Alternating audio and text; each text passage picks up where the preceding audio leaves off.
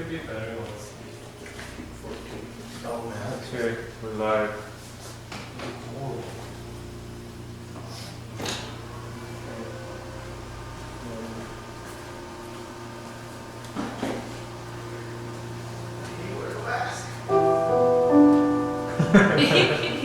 Good, good. Oh, play, keep playing. We want to hear how.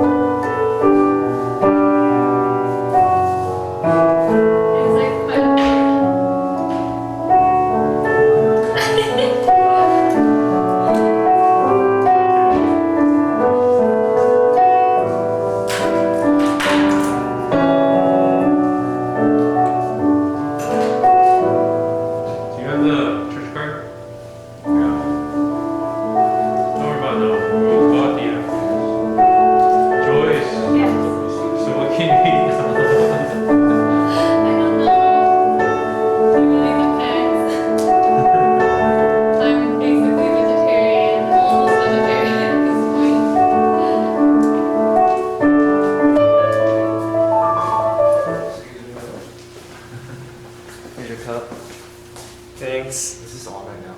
We're on, we're live. So everyone just saw you do that. Oh. Saw the bromance. It is unseparable.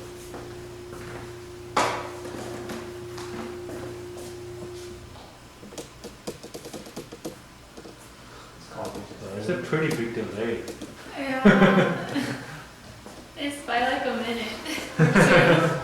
Like it's still there. Yeah. See in the Yeah, see Oh, the live? now Jimmy is giving the. Rizzo, please stand behind the keyboard so I can see the angle of the camera. I mean.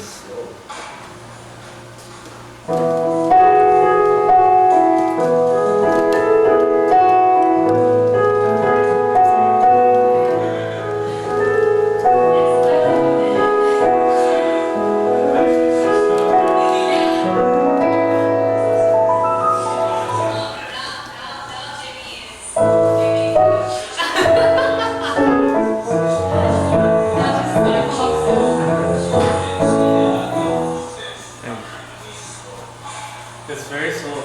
Okay, if we have that much of a delay, we're gonna have to start at 119. Yeah, it's like a minute. It's very fast, you know. Oh, This is more stable. This you don't know what's going on with this. So anytime it can just be like, I'm gonna take a break.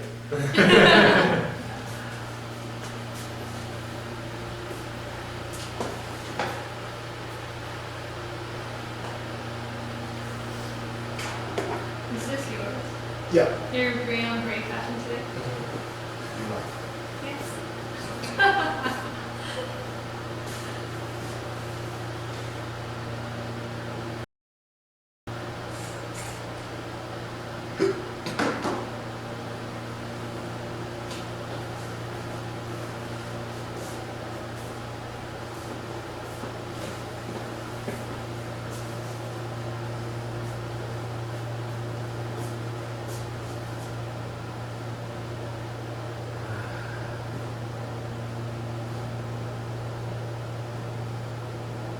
So you stick tofu now, Joyce?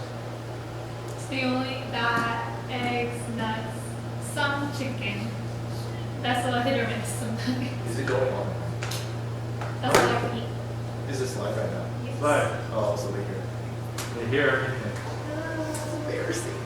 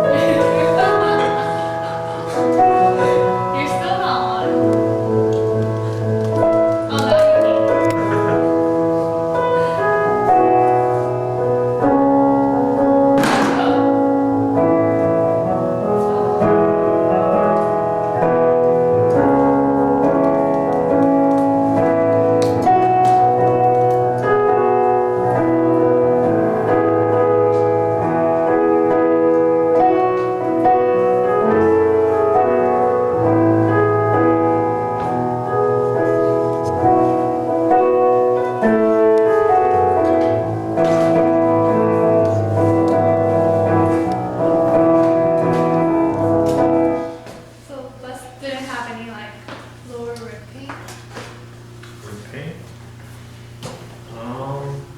She had a lot of physical discomforts. She was dying yesterday. I couldn't walk properly from 11:30, so I slept.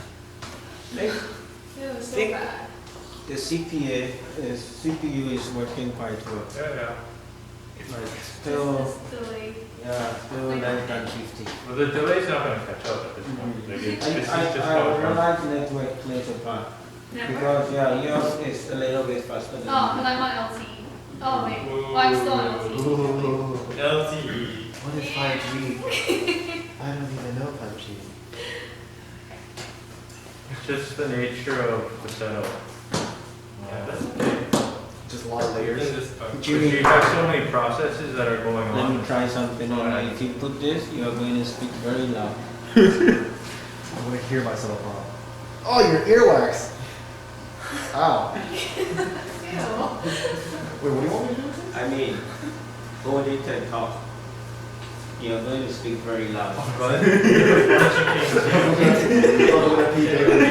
Yeah. You're staying as quiet and still as possible. Energy is How are You're you? gonna fight. Energy is precious. How are you? Wait, am I supposed to? I cannot hear you. Oh, I can hear you. Because I don't hear you. Ah, okay. Nothing is playing. That's right. Yeah. Something is playing now, right? Can you hear me? Are you sure? Can you hear me? It's like you were never there. It's like you never came on. Push the in your ears. How are you? What is why I don't understand this experience. How are you? Don't act it out. Okay. It's okay. I can't move. What experience? Yeah, what? I was just kidding. I didn't know. I clean my ears every 2 days. Very informative Unnecessary information. for Right? everyone to hear on YouTube. So I don't want to hear about it now. Like preaching. My mom used to say it's niptetong. She said a word lives inside. Oh. So when I was young, I was like, Ah, there's There's- no there's- camera. You should do like over here. More understand.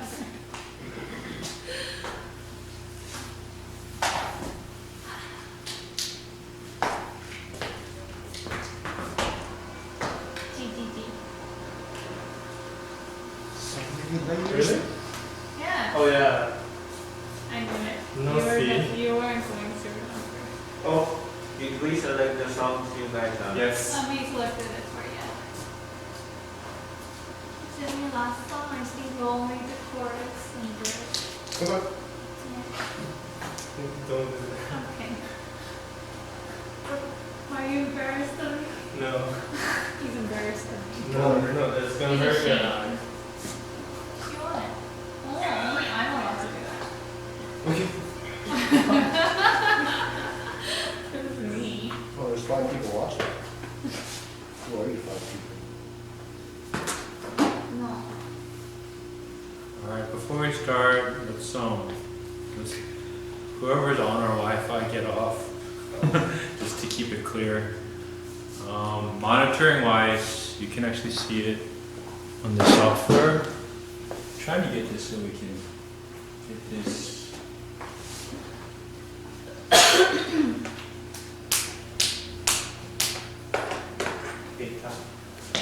So that should kind of tell us if we're having any problems.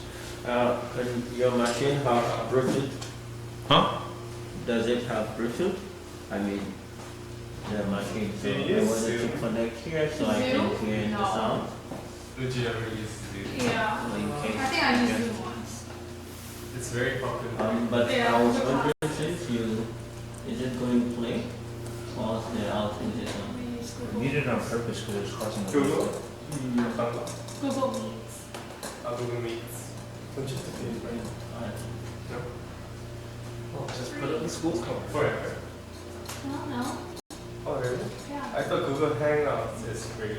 Needs this. I use paper after a certain. I don't think so. Well, unless our school pay for it. I think the school School should pay for it. Yeah. No. Where are you?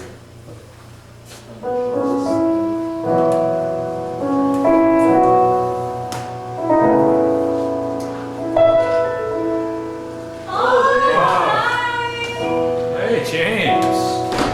How are We you? have no time. We're gonna get started. I changed. People are just getting sick of saying. Exactly.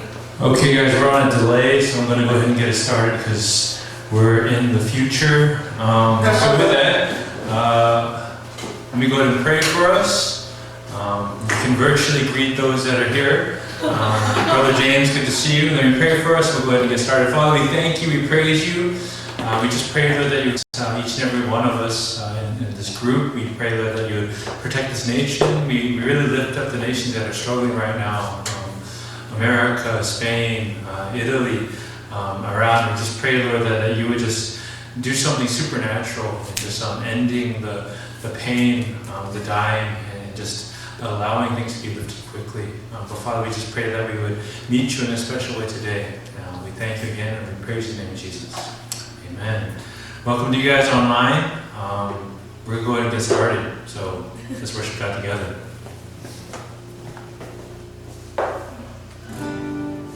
Welcome to worship. Maybe you can stand if you want in your places, but I'm so glad that we're able to worship together, even in this virus, even if we cannot meet. The Spirit is with us, and we pray that this worship time will just be given wholly unto God. Let's praise Him together.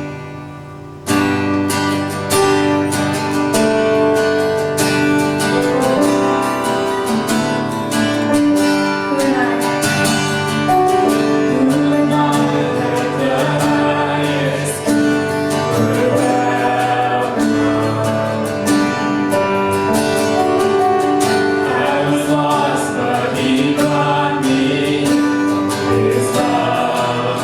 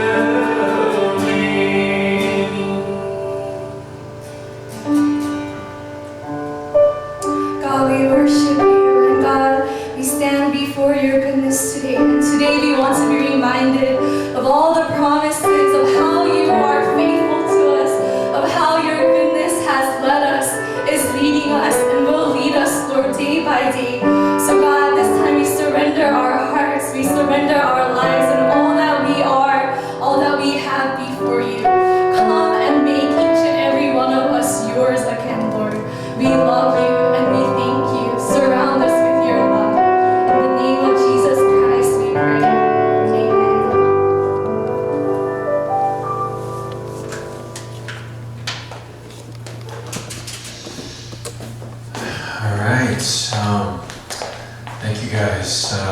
Before I get started, I just want to take a moment just to give a little bit of an update on kind of what's going on in terms of what our main church is thinking and just kind of the situation as a whole. I know schools are still planning to start on April 6th, but I know that early this coming week, the government is going to make another decision whether they will delay that again. But realistically, it looks like the delay is going to happen, realistically speaking. So in terms of when we'll actually be able to physically gather, we don't know when it's going to happen. Honestly, it keeps getting pushed back. In terms of how our country is doing, it's doing better than much of the world, thankfully. But at the same time, you know, people keep coming back. You guys are getting those alerts, you know, every single day of like people in this neighborhood. I know that we've already had infected people in Aqua River right over here, in Raymond Firstage over here. So even in this neighborhood, we're seeing a lot of these things happening. And so in terms of when things are going on, we don't know. And there's some people that actually believe that this virus is something, until there's a vaccine, will continue throughout the year, that it'll come back like in the fall or in the winter, just like flu. And so this might be something that we will be dealing with, not only as a church, but as a society, as the whole world, honestly, for some time. And so with that, you know, I know we do want things to happen quickly, but we have to think further ahead that, you know, even if things don't clear up soon, we still need to do what we can. Because I think one of the issues that happened once this all started was people just didn't want to do anything. Everyone just wanted to stop, cancel everything. And there was some wisdom in that, but at the same time, you can't stop everything, especially related to your relationship with God, right? Worship should never end. Even if it's not done in a sanctuary together, even if it's done remotely, online, that's still worship. I think that's something that the Korean church and the church universal is learning right now. Now I know some of you guys, this virus thing might not seem like that big of a deal. If anything, it might seem like an inconvenience, right? Like you're still going to work, you're still dealing with commuting, and so for a lot of people, you're like, you know, what is this? But I want to make something very clear, is that even in our small community, this virus has had an impact on many people's lives, right? We've actually had a member infected who recovered and is thankfully well. We have members who have been stuck in self-quarantine because they've come from abroad. We have former members who are stuck in other nations that can't come out because of their own personal situations. We have spouses that are being separated because of the virus. And we have a lot of family members, whether it's in America, Europe, wherever it is. We have people in our lives that are being affected right now. As I shared before, through our cacao room, my sister is a hospital chaplain in Brooklyn. She's at the forefront of what's going on right now. And she's actually showing minor symptoms, so they told her to take 7 days off. And actually her prayer request right now is that she hopes she has the virus so that she can recover quickly and be able to help more at the hospital. And so, reality speaking, brothers and sisters, this is not necessarily going to go away anytime soon. And this, in many ways, is the new normal. And so with that, I know we want things to end quickly, but we need to be good stewards of the situation God has put us in. We need to be vigilant in our prayers and worshiping. And honestly, because we can't meet, because we can't interact, faith-wise, it actually takes more effort. It takes more effort because we're doing it kind of on our own. And so I really want to encourage you guys to not lose sight of these things and to really fix your eyes on the things that matter.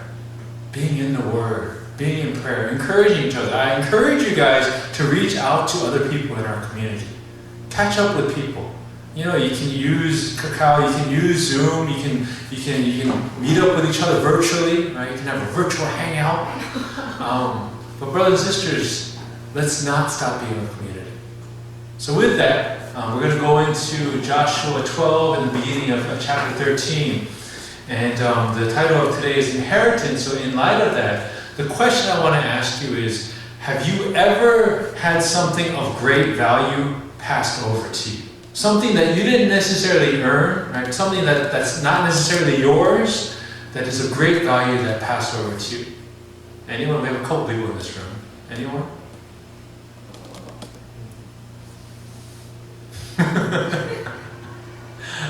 Guess not.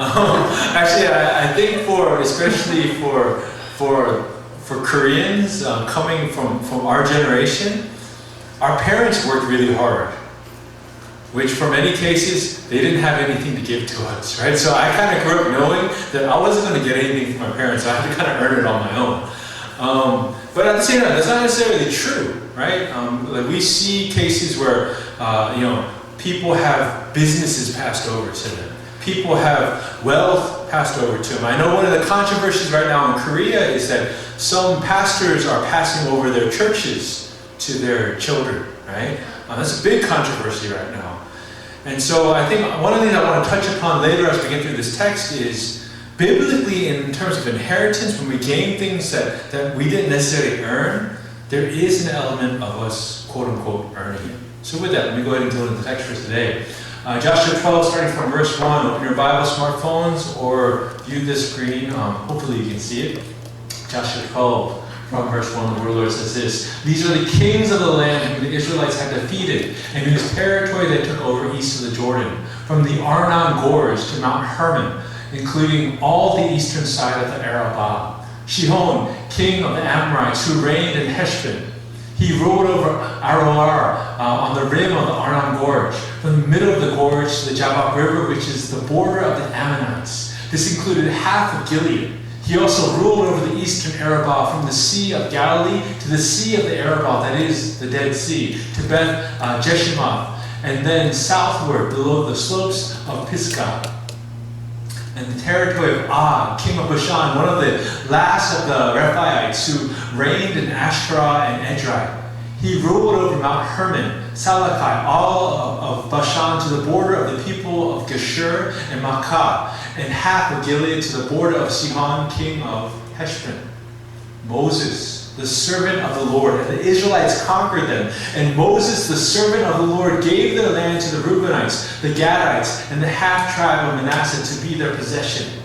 Here is a list of the kings of the land that Joshua and the Israelites conquered on the west side of the Jordan, from Baal-Gad in the valley of Lebanon to Mount Halak, which rises towards Seir. Joshua gave their lands as an inheritance to the tribes of Israel according to their tribal divisions. The lands included the hill country, the western foothills, the Arabah, the mountain slopes, the wilderness, and the Negev. These were the lands of the Hittites, Amorites, Canaanites, Perizzites, Hivites, and Jebusites. These were the kings. The king of Jericho, 1. The king of Ai near Bethel, 1. The king of Jerusalem, 1. The king of Hebron, 1. The king of Jarmuth, 1. The king of Lachish, 1. The king of Eglon, 1. The king of Gezer, 1. The king of Debir, 1. The king of Gedir, 1. The king of Hormah, 1. The king of Arad, 1. The king of Libnah, 1. The king of Adullam, 1. The king of Makkedah, 1. The king of Bethel, 1. The king of Tappuah, 1. The king of Hefer, 1. The king of Aphek, 1. The king of Lasharon, 1. The king of Madon, 1. The king of Hazar, 1. The king of Shimron Meron, 1. The king of Akshaph, 1. The king of Tanakh, 1. The king of Megiddo, 1. The king of Kadesh, 1. The king of Jokneam in Carmel, 1. The king of Dor in Naphath Dor, 1. The king of Goyim in Gilgal, 1. The king of Tirzah, 1. 31 kings in all. When Joshua had grown old, the Lord said to him, "You are now very old, and these are still very large, and there are still very large areas of land to be taken over. This is the land that remains, all the regions of the Philistines and Geshurites, from the Shihor River on the east of Egypt to the territory of Ekron on the north. All of it counted as Canaanite, though held by the 5 Philistine rulers in Gaza, Ashdod, Ashkelon, Gath, and Ekron, the territory of the Avites on the south, all the land of the Canaanites from Arah of the Sidonians as far as Aphek, and the border of the Amorites, the area of Biblos, and all Lebanon to the east, from Baal-Gad below Mount Hermon to Lebo Hamath. As for all the inhabitants of the mountain regions, from Lebanon to Mishrephoth-Maim, that is, all the Sidonians, I myself will drive them out before the Israelites. Be sure to allocate this land to Israel for an inheritance, as I've instructed you, and divide it as an inheritance among the 9 tribes and half of the tribe of Manasseh. Again, our theme for this year, 2020, is one of victory, which almost seems kind of ironic given the situation that we're in, but it's still our hope and prayer. And I truly believe, as I've been preaching, that rather than seeing this virus as something that we are a victim of, God is going to give us and the Church Universal many opportunities to shine for Him. And so my hope is that we will see many victories and breakthrough as we go throughout this year. The book of Joshua has been really focusing on the rising up of a new leader who has taken the mantle from someone who did a great work. But he does so because God has given him His Word. God has given him His presence. And there's an element of him believing and trusting and obeying the commands of God. And as Joshua has done this, Joshua has been led through battle after battle. And you see supernaturally God getting involved, God showing His might. And as we saw the past couple weeks, God listens even to these bold requests when Joshua said, sun, stand, moon, stand. God made it happen. Right? God also showed Himself by working in the natural. Well, in the last chapter that we looked at, chapter 11, we don't see anything supernatural, but we see God providing. We see God being the one doing what ultimately needs to be done. Right? God is the one conquering. God is the hero. And so if you really look at a very simple outline of what Joshua is, chapters 1 to 5, you can look at it as preparation. They cross the Jordan River, they get circumcised, they renew the covenant. And so you have this people, you have Joshua preparing for what is coming for them. And from chapter 6 to 12, now they're going in and taking the land. They are doing the job that God has given them, and God is providing for them supernaturally. And now from chapter 13 into the next part that we're going, now they have this land, now they're dividing it among themselves. Now honestly, brothers and sisters, the next 3 chapters are very, very dry. It's a lot of land, it's a lot of just names and stuff. This one had a lot too. I'm still deciding how much of it I will get into depth on. But I want you to just think of it as we just finished the first half of Joshua. And the first half of Joshua was showing us that God was doing these things through these supernatural acts, but also through the natural. So we saw battles detailing in Jericho, Ai, and the 5 kings from the south, right? Jericho, the walls tumbled down. Ai, they set up this ambush. The 5 kings, there's hail that comes down, the soldiers are confused, and then the sun stands, right? But last week, against the greatest army that they faced, countless numbers of soldiers, you don't see details. Instead, you see that God provided. And that's really kind of the theme, is that God has provided and God ultimately has given them this land. And so from chapter 13 on, now what do they do with this land? Who gets what, right? He gets into those types of details. But it also shows, especially when you look through chapters 1 to 12, they were involved, right? Yes, God gave them this land as an inheritance, but they were involved. Yes, God did most of the work. God acted supernaturally, but they still needed to fight these battles. They still were actively engaged in what God was doing. So, what is an inheritance? Right? I think for many of us, when we think of inheritance, we think of just like a freebie gifted to us. Right? Something that someone else earned, something that someone else built up that is just given to somebody else, right? So it's like, that silver spoon. You didn't deserve it, but you all of a sudden you're very wealthy, you're very well off. A lot of people think that that's what an inheritance is. But the inheritance shown in the Bible is a bit more complex than that. There's a lot more involvement that's there. Now, yes, salvation, grace, these are things that we are freely receiving. But on the other side of things, there's sanctification. There's growth that's going on within us, right? Now, I truly believe, brothers and sisters, that if someone were to accept Jesus and then die on the spot, yes, I do believe that they will go to heaven, but that's not most of our cases. Most of our cases, we receive Jesus, we become part of his people at a certain point in our lives, and then we continue to live. It's how we live from that point on that in many ways we show whether we're part of this inheritance. And brothers and sisters, in this book of Joshua, inheritance is actually shown at 3 different levels. Number one, what's shown mostly is the land that God is giving to his people. This is the land that God owns. God is the owner. God is the chewing, right? But in order for the Israelites to receive this land, they actually had to go in and fight for it. God didn't just hand it over to them. He's like, okay, this is your land. Now you have to go fight for it. I will help you. I will win this battle for you. But I'm not just giving this to you. Right? There's an element of faith. There's an element of work. But on the side of that, on the flip side, God viewed Israel as his inheritance. You are my people. You are my reward. That is how God views us. He views us as very precious things that are becoming his possession. Now, on the last flip side of this, we also have the Levites. And the Levites were a very special, set-apart people. And they ultimately, brothers and sisters, because they didn't have land that they owned, their inheritance was God himself. They served God. And ultimately, their inheritance was to serve God. Their inheritance was for God to be theirs. And so, brothers and sisters, we have all these elements of inheritance that are in the book of Joshua.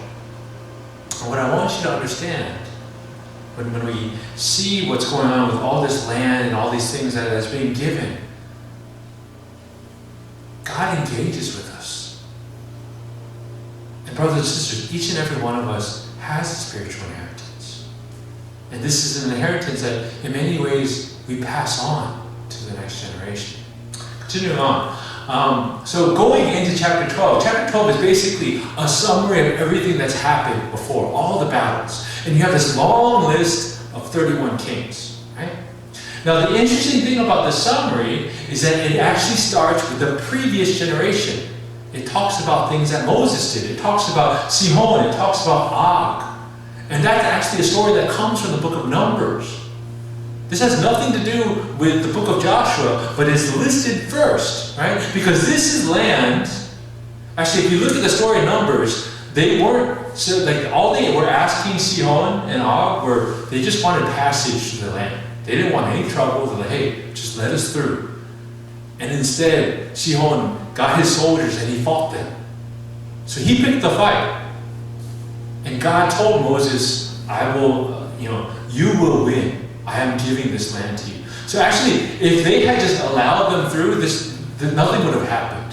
But it's because they picked the fight that God defeated them for Israel, and now that became part of the inheritance of 3 other tribes.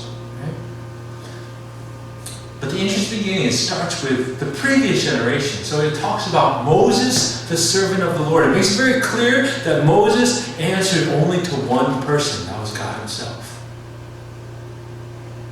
And because Moses was obedient, they won the battles. They were successful. And so Moses ultimately gives this land to 2.5 tribes, Reuben, Gad, and half of Manasseh. Right? So these tribes are like, hey, this land is great. We want this. We don't need to go into the promised land to get more land. And so they earn this as their inheritance. This is the first generation. Then it continues, and it has this long list of 31 names. Or see, not names, actually. Let me make something clear. I read one after every single kingdom, right? What I think the Bible is trying to make clear is those leaders don't matter. God was going to win it no matter what. So it's not about the people. God did this for them and ultimately gave this land. So Joshua shows up, and Joshua in this way is being compared to Moses. And what we can see from that is leadership has passed properly. What Moses did, Joshua has done. And ultimately, when you get to the very end of the book of Joshua, Joshua himself is called the servant of the Lord, just like Moses was.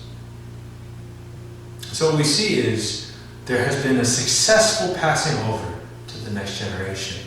Joshua completed the task that was given to him. And now when we get to chapter 13, verse 1, when Joshua had grown old, right? What I said before was Joshua was probably around 80 when Joshua chapter 1 started. And as I said last week, this whole conquest, all of the wars that they fought in this book, probably lasted around 7 years. So at this point, Joshua is in his mid-80s. So yes, he was a very old man, right? So Joshua's time is now passing. And so basically, when you go through chapter 13, it lists all these lands that have not yet been defeated. So when you look at this map, when you think about Israel, when you think about the promised land, you'll notice that a lot of it is not pink, right? There was a lot of land that had not been conquered yet.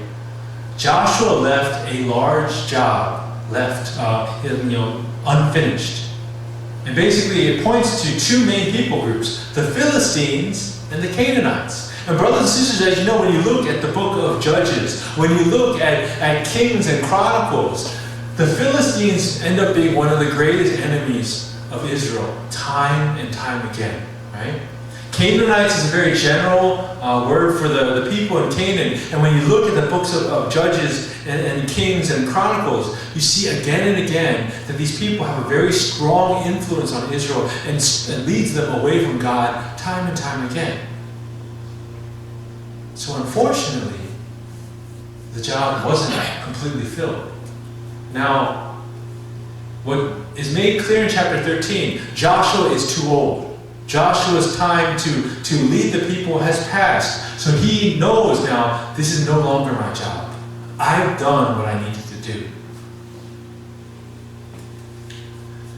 So when you look at this, it says, as for all the inhabitants of the mountain regions from Lebanon to Mishaphath-Maim, that is, all the Sidonians, I myself will drive them out before the Israelites. Be sure to allocate this land to Israel for an inheritance, as I've instructed you, and divide it as an inheritance among the 9 tribes and half of the tribe of Manasseh. Basically what is going on is Joshua knows his time is up, and by passing over, by giving these lands to the other tribe, he's now saying, finish the job. This is now your task. I'm giving this land to you as your inheritance. God has given this land. This land is now yours. There are still things that need to be done in this land. I'm now passing it on to this next generation. Right? We actually saw this back in Joshua chapter 10 when they were fighting the kings from the south, and he had the army commanders put their necks on the kings to show them that there was a passing on of leadership. And so Joshua is now preparing the tribes to take over individually. This is now your job. Finish the job. And so when we really look at this text from the beginning of chapter 12 to chapter 13, we now see that there's 3 generations. There's Moses, there's Joshua, and there's the next generation. Right? This is showing us that the types of things that we deal with, we don't necessarily finish the job in our term. A lot of the things that we struggle with, a lot of things that we wrestle with, it continues on to the next generation. Now, unfortunately, as I already said, the next generation kind of failed. We do know that they listened to Joshua. We do know that they kept in good relationship with God. But in terms of getting rid of all these people and conquering the land as God desired them to, they failed. And this ended up being a stumbling block for them for generation after generation after generation. So brothers and sisters, what we really need to understand for our own personal faith, especially for those of you that are not first generation believers, for those of you, your parents are believers, your grandparents believers, whatever it is, for those of you that have forefathers of faith in your family, you have to recognize what has been done in the past, right? You have to recognize that their faithfulness in many ways has built you up to be the person that you are. For my own personal walk, I truly believe because of the generations before me, God has shown a lot of favor in my life that I don't deserve. Right? We have to recognize the past. That's why in this text they recognized what Moses had done. But we also need to recognize what God is doing in our generation. Right? And many times, as generations pass, God works in different ways. And honestly, we're in a generation where we have technology, like the fact that we can actually live stream, things like social media. Honestly, if this pandemic happened, like let's say 15, 20 years ago, like seriously, what could we have done? Like call each other on the phone? Like seriously, like having this type of connectivity was not even an option. And so brothers and sisters, God is allowing us to work in a different way in this generation.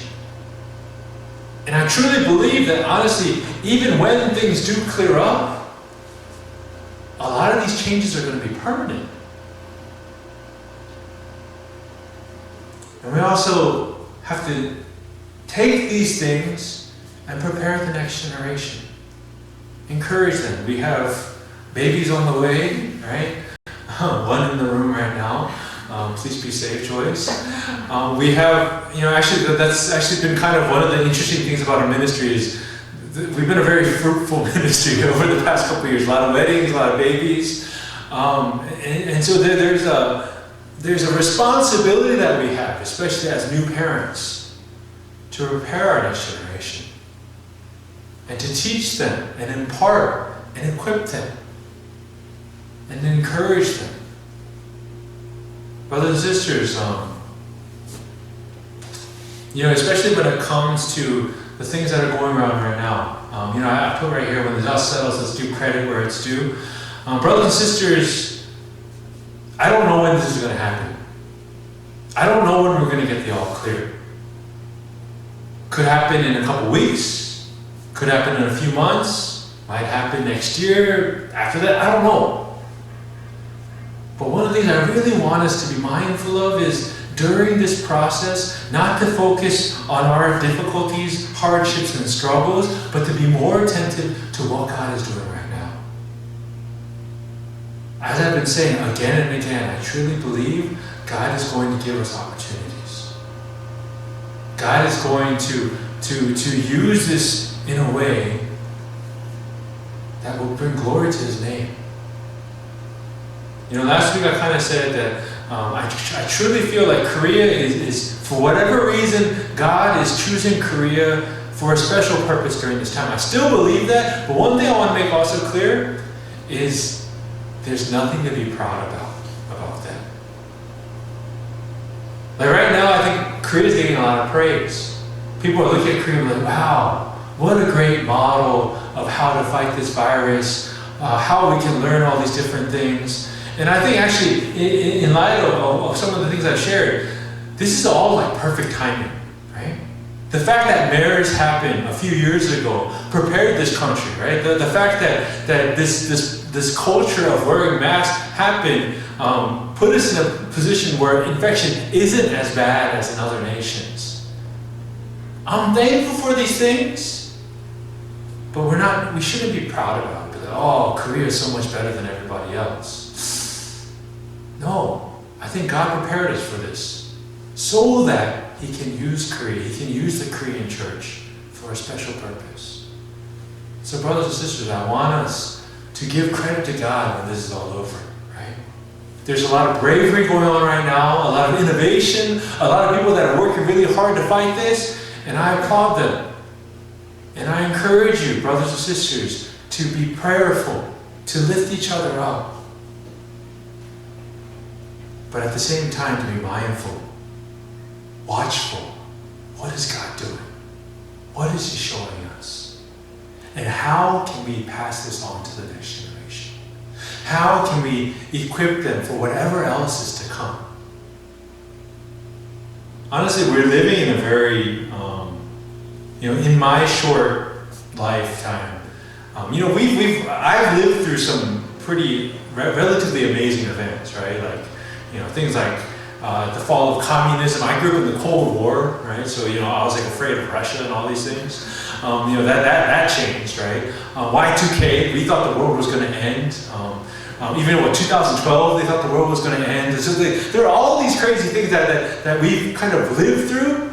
But honestly, I think this season right now, this is going to be a period that like our kids are going to study in textbooks and be like, you lived through that, right? Like the Great Depression, like those type of things. That it's going to be that type of a historic event. And so what I see with that, brothers and sisters, is because of the scope and scale of what is going on, we need to be more ready to seek, to be attentive to what God wants us to do during this season. As God used Moses, as God used Joshua, as they obeyed and gave credit to Him. In that way, brothers and sisters, I encourage you to also receive your inheritance. Just as this land was passed over, there is work to be done, brothers and sisters. For each and every one of our contexts, it's different. But I want you to be mindful and ready that when God gives you convictions, when God encourages for you to act in a particular way, that like Moses, like Joshua, that you would be quick to obey and you would be quick to give all the glory to Him. So with that, let's take some time to pray. We'll go ahead and close for today.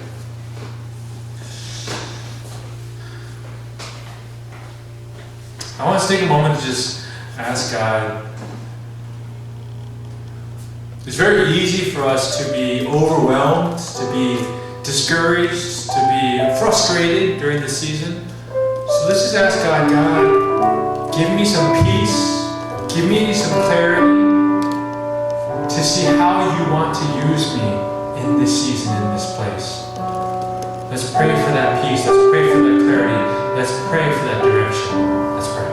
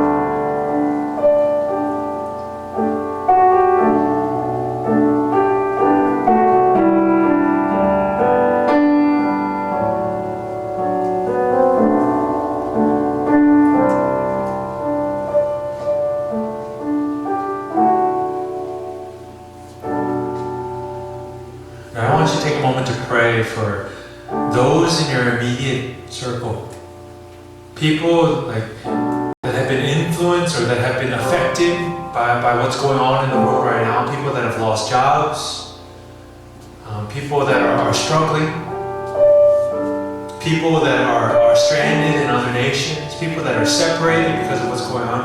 Let's take some time to just pray for the people that are in our lives that are being affected by what's going on. That God would either protect them, that God would heal them, that God would encourage them, that God would fight for them. So let's pray for those in our lives who are being affected right now. Let's pray.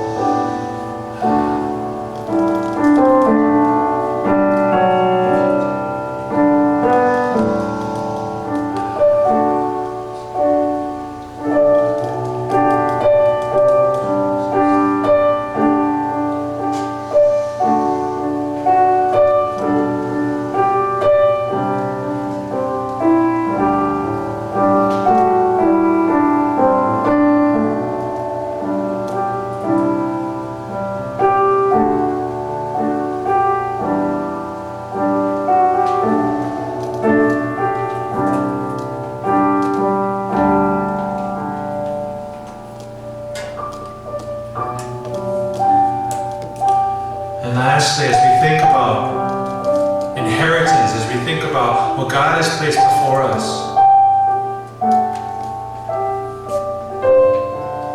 I want us to take a moment to pray, knowing that God is the one who will be the ultimate doer.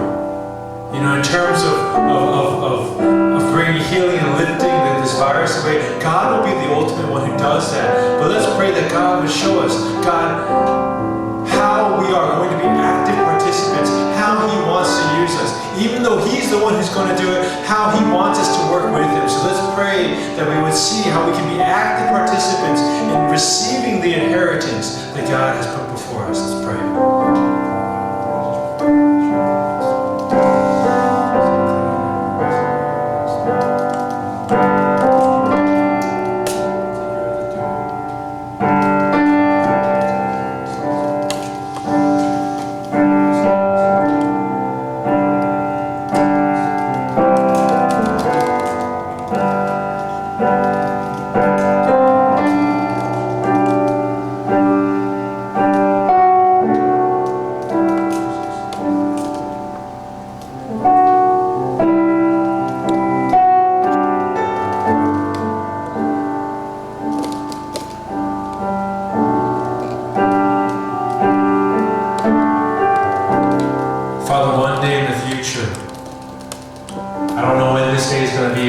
Just like here in Joshua 12, we will look back and see the things that you did during this time. We will look back and see the many victories. We will see the many things that you did by your own hand. But until that day when we can look back, Father, help us to be faithful. Help us to be obedient. As Moses was, as Joshua was. That, Lord, this inheritance that you've prepared for us, Lord, you desire us to actively work with you, actively and be engaged. So, Father, I pray, Lord, that you would just give us convictions in our hearts, Lord. For those in our immediate sphere of influence, Lord, those that are being affected by what's going on, those that are hurting, those that are worried. Give us conviction, Lord, on how we can minister to them, on how we can be a source of joy, light, and peace, Lord. Use us as your instruments, Lord. And that day when we're able to look back and see what you've done,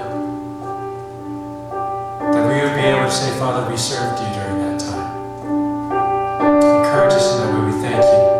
And we praise you in the name of Jesus. Respond to the word of God by offering our hearts. I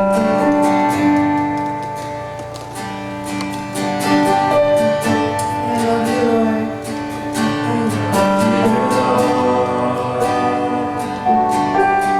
For your mercy never fails me.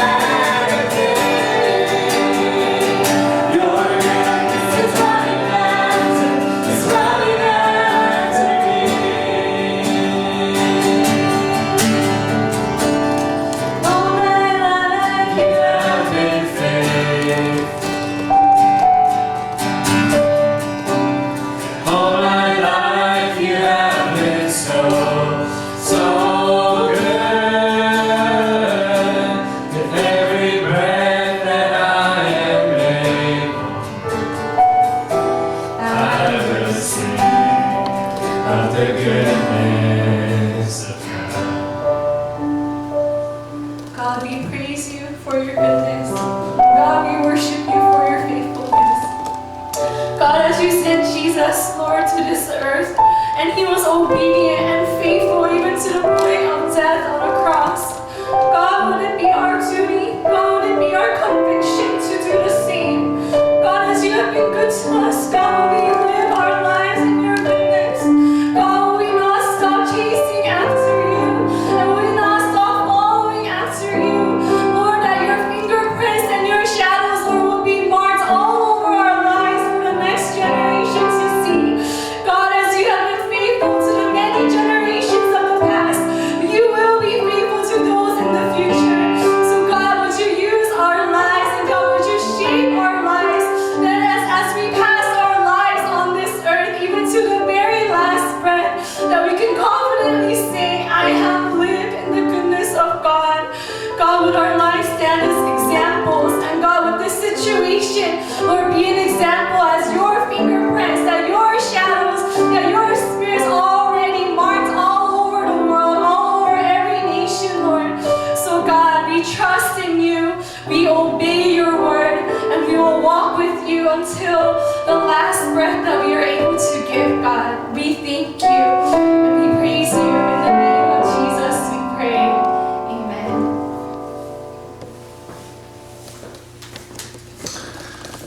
All right, couple quick things. Our Baptist service has officially been pushed back. For now, it's probably going to be in October, but honestly, we don't know. But just know that it's been pushed back. Another quick thing is Easter is actually April 12th. Good Friday, there will be a joint Good Friday service, but it's going to be streamed online. So just be aware of that. I'll send out the link to that later when it's available. But yeah, in the meantime, stay safe. Let's continue to encourage each other. I really encourage all of you guys to spend some time reaching out to each other, checking in on each other, whether it's a phone call, a cacao, whether you do like a video chat or whatever it is. But let's just take time to really stay connected. So with that, let me go ahead and close with the benediction. We'll close for today. Father, we thank you. We praise you. And Father, you have been so faithful through the generations, and we thank our forefathers of faith. We thank you, Lord, for how you worked through them and how you are blessing us in many ways because of them. We pray, Lord, that we would be attentive, Lord, to the things that you're doing right now, and help us, Lord, to be quick to act, to be quick to submit to you, to be used by you. And also, Lord, help us to pass this on to our next generation, Lord, that we would raise our children, that we would influence the students that we have around us to really seek after your heart, and to listen and to obey. May the grace, Lord Jesus Christ, the love of the Father, the fellowship of the Holy Spirit be with us as we seek to be obedient children and as we seek to give you glory. Because, God, you're the one who will do all things. We thank you and we praise your name in Jesus. Amen.